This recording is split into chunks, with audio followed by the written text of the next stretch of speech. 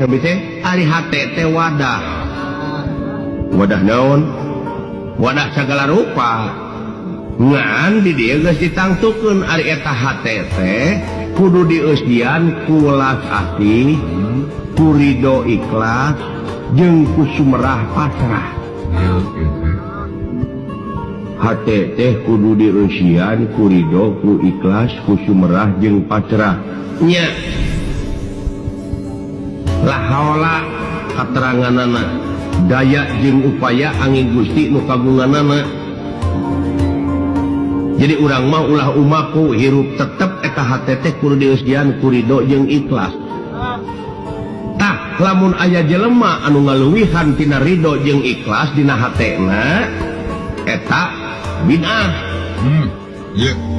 Bid'ah kumaha? Halawi ari HTT wadah naon wadah segala rupa ngan di dia geus ditangtukeun ari eta HTT kudu dieusian ku welas ati ku ridho ikhlas jeung ku sumerah pasrah. HTT kudu dieusian ku ridho ku ikhlas ku sumerah jeung pasrah nya la haula kateranganana daya jeung upaya angin Gusti nu kagunganana. Jadi urang mah ulah umaku hirup tetep eta HTT kudu dieusian ku ridho jeung ikhlas. Tah lamun aya jelema anu ngaleuwihan tina ridho jeung ikhlas dina hatena eta bid'ah. Bid'ah kumaha? Halawi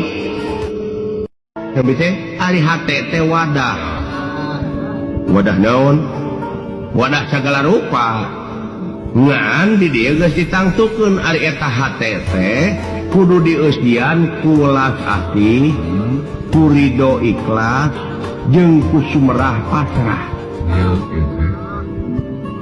HTT kudu dieusian ku ridho ku ikhlas ku sumerah jeung pasrah nya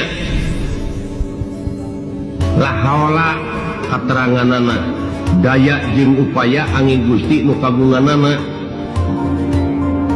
Jadi urang mah ulah umaku hirup tetep eta HTT kudu dieusian ku ridho jeung ikhlas.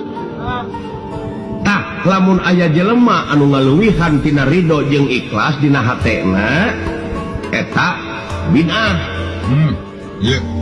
Bid'ah kumaha? Halawi